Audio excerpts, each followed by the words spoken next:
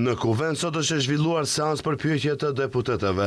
Kriza energjetike dhe rritja e çmimit të rrymës ka përplasur kreun e partisë opozitare maqedonase LSDM dhe kryeministrin Christian Mickoski. Venko Filipçe e pyeti kryeministrin se pse edhe pas pothuajse 2 vite qeverisje nuk bën asgjë për ta përforcuar sektorin energjetik për prodhimin e rrymës dhe pse nuk prodhohet më kapacitet maksimal, si pasojë së cilës tani importohet rrymë të shtrenjtë dhe është shpallur gjendje krize.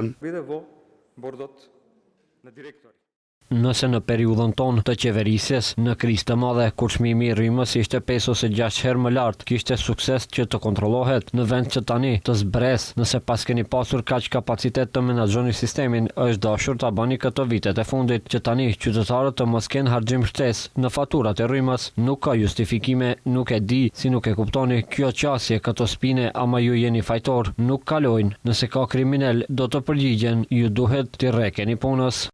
Ndërkaq, sa i përket shtretimit të rrymës, Mickoski e udhëzoi Filipçen që ta pyesë antarin e ri të udhëheqësisë së LSDM-s, i cili është vëllai kryetarit të Komisionit Rregullator për Energjetik, që është trup i pavarur.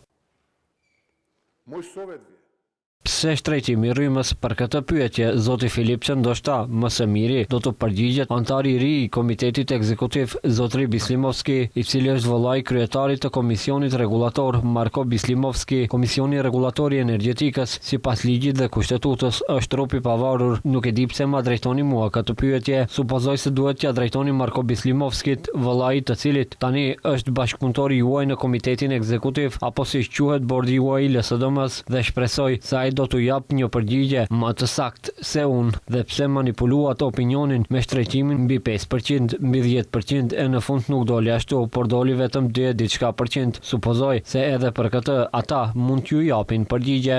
Shqetësimin për shtretimin e rrymës dhe shpallën e gjendjes së krizës për mazut e ngriti edhe deputeti e Frontit Evropian Rina Ajdari, duke pyetur ministrin e Energjetikës se çfarë kanë bërë gjatë të gjithë verës që të mos e vinte puna deri në këtë pikë.